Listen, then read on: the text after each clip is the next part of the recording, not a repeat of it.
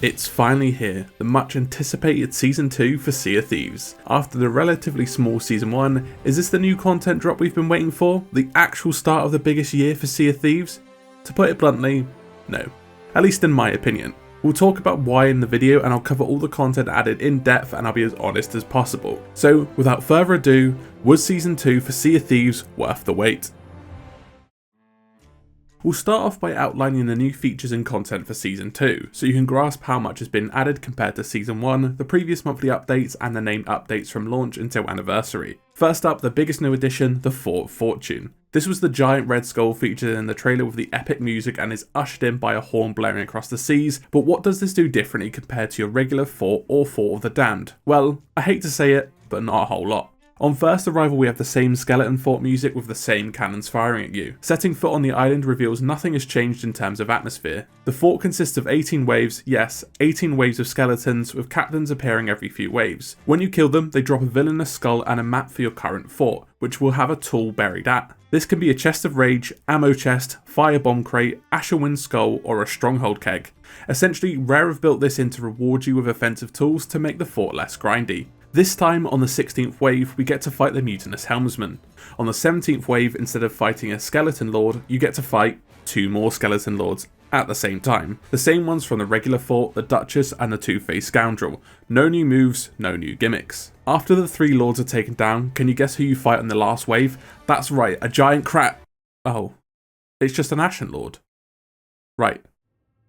The last boss is an Ashen Lord, the same ones we've been fighting since August just to make the fort extra grindy. At least the loot is new, or different should I say, being an assortment of high value Athena loot, fort loot and some low end loot for other factions. The fort itself is a rare spawn and only will appear sometimes to encourage players to fight over it, along with making Ashen Winds and Flameheart spawn less often in general, and the regular forts have had their loot buffed. What can I say about this? There's nothing really new about it, just a bunch of recycled mechanics and enemies smashed into a grindfest. I have a feeling they'll be popular in the first 2 weeks, but after that, no one will bother because it's just the same thing we've been doing for a while. It would have gone a really long way to make this a bit more atmospheric, maybe adding some purple fog and adding Athena style music to make it seem more Athenery. That's not a word, but there we go. With the loot too, they should have added a new tier for Chest of Legends, a chase item for people to steal like the Fort of the Damned. Another big issue is the rarity of the event, and this just encourages server hopping for people looking for it to be up, taking players off the server in order to actually find it. Most players won't even be able to see this and won't be able to experience the new addition on demand, which was one of the benefits of the Fort of the Damned. It's just really disappointing considering it just falls flat, being a grindier version of the 2 current forts we have. Maybe I'm wrong and this will be like the Fort of the Damned, but I can't see that being the case. The least we could have had was a new Ashen Lord like Stitcher Jim, but I'm sure he's been up to other things over the last year. After over a year of waiting, the Emissary ledger is finally getting new rewards. Each faction is getting a new hull and figurehead for their respective top tiers, whereas Athena's Fortune gets a new cutlass and pistol. I think I love all of these and they're so much better than the previous rewards. My favourites are the new hull for the Reapers and Gold Hoarders. I would like to think from now on we'll be getting new rewards for each season, so fingers crossed.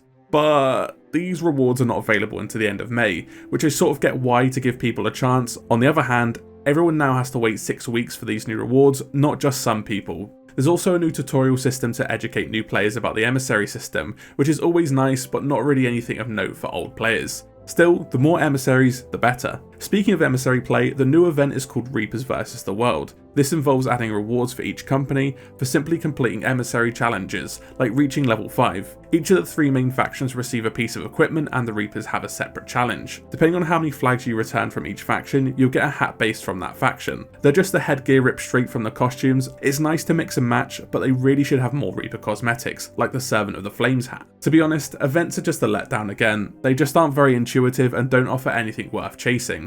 As I said in my previous video, they should be used like Build Your Adventures, adding new mechanics, tools or activities. Rare, you still have a long way to go to win me over on these. The merchants are getting yet another addition in the form of commodities. These are crates that you can purchase and sell across the different outposts with a different supply and demand for each. For example, Golden Sands may have a surplus of stone, so they'll be selling it cheaply. As a result, Daggertooth may have a demand for it, meaning that they will buy it at a higher price, meaning we can make a profit. I love the system and think it's fantastic, although I have just grinded my merchant to 75. Hey, at least I could use the gold. This was highly requested and can be lucrative for merchants and reapers alike, as everyone will have access to the trade routes, especially combined with the Emissary bonus. My only critique is not having a physical map like the missing cargo shipments, it's just a book on the dock, but I guess that's much less hassle. In a similar vein, supply crates, wooden, cannibal and fruit crates can all be purchased, with the latter 3 being full. Yes, you can finally buy supplies where there is a cooldown per each crew member. I'm happy you can buy supply crates, but I'm not sure you should be able to buy supplies, mainly because it negates the need to loot the island and you can get straight into server hopping, further skewing the balance to favour the attacking crews. Not to mention they're all really expensive for new players, which sort of breaks the idea that gold doesn't give you an advantage. Anyway, we'll see how this plays out in the coming weeks. Let's move on to the new earnable stuff. We'll look at the Season Pass first, which I would argue is worse than Season 1 and suffers from the same issues as before. We have a lot of golden doubloons here, with 68 tiers allocated for it, but also some containing new items. As for new cosmetics, there is a partial set called the Lucky Hand, consisting of the clothing and vanity items. There are a few parts of the Ocean Deep set, which includes the sails, flag, makeup, scars, and tattoo. Weird choice considering there is nothing to do with the sea in this update. The best reward is the barrel hide, and the antics for this are guaranteed to be hilarious. Plenty of recolors are back, as expected, as one-off items, such as the Frozen Ashes blunderbuss, decorated hurdy-gurdy, Emerald Ocean Crawler cutlass, Ocean Hunter jacket, and gold barnacle cannons. Again, I really don't mind recolors, but they really should be released in sets, not drip-fed over the course of years. This was a main complaint of the monthly updates to the black market, and Rare has just doubled down this time, excusing themselves as it's part of a season pass. I'd rather have 2 new complete sets to be honest, 1 new and 1 recolor. As for the Pirate Legend exclusive stuff, we just get a new hull called the Shackled Phantom and the Athena's Might Cutlass, which is a considerable step down, especially considering Season 1 had the curse and those hairstyles. Moving on to the paid tier, we do actually see an improvement. If you do pay for the Plunder Pass, you get access to 250 additional ancient coins, bringing the total up to 500. This is a good change, but some might argue this falls behind the industry standard. As for the rewards, they're still far too jumbled. We do get the Dark Phoenix sails, figurehead and flag, which look amazing, just a shame they're behind a paywall. I will be getting the pass just for these however. Oh, and I'm sure in Season 3 we'll be getting the rest of the ship in the Pirate Emporium. I don't know that for sure, that's just speculation. Along with that, there's the Backflip emote, Crunch Cutlass, Popcorn emote, Shrouded Ghost blunderbuss, Elemental Power Hull, Paradise Garden cannons, and the Shrouded Ghost costume. 11 items in total with a load of old stuff. I said before, this could have been the whole Dark Phoenix ship set and some other goodies, but it lacks a theme and still falls short compared to other games as a service. These lore items will be going in the store from now on, which I have lamented over in the past, but it seems the head of business is happy to lock lore items away from now on. The extra coins are nice and some of the items are really good, but still needs to be improved in terms of theme. By Rare's pricing, it works out as a better deal, but there is no reason not to still improve. Enticing us with a better pass is more likely to get us to pay rather than this smattering. Moving on to the Pirate Emporium, and this will be a controversial one, we have this amazing Dark Warsmith set and costume to boot. In my opinion, this is the best set and costume they've released and look fantastic. On the other hand, you guys know my feelings on costumes and lore items in the store. We've been crying out for a skeleton curse and so far we've received 2 locked behind a paywall tied with a costume. Rare can do it, but for some reason they're just choosing to ransom them behind the costumes. As always, we get our monthly emote pack, which again looks fantastic, the free thigh slapper emote, and now the Dark Warsmith weapons are available separately. Overall, a great month in terms of design, but not so good when Rare are continuing to lock away the best stuff in the Emporium.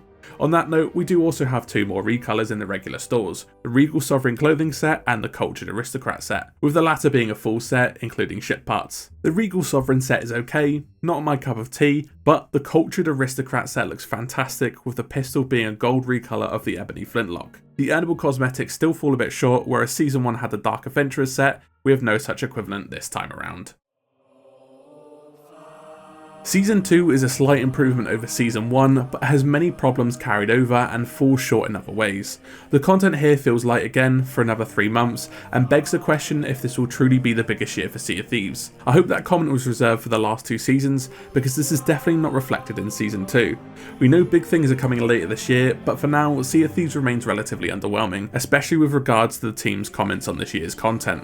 Rare are human at the end of the day, and I imagine they're still grappling with COVID in the workspace. I'm still going to play the game and try out the new features, but I'm sure I will not be the only one that's been disappointed here. What's here is generally good. Aside from any issues with the big new event, if we had a bit more and the season was a bit more focused, then it would be a really good update. Seasons so far lack the oomph and the special feel of a named content drop. I feel the Pirate Emporium is still getting a bit too much love in comparison to the rest of the game. I'm happy to spend and support the game, and I do. Just we need to see more for what you're asking of us. As I like to reiterate, this does not mean I hate the game or the game's dead, just that it's important to be honest with feedback. I love the game, I love the people who work at Rare, and love making content for all of you, so please let me know how you feel in the comments. If you're new and enjoyed the video, consider subscribing and dropping a like. We do have a big year ahead of us, both for content and Sea of Thieves, and I'll be here making new videos for you. I really do want to get Sea of Thieves partner, and I need you guys to do it. As always, thanks for watching, and I'll see you in the next video.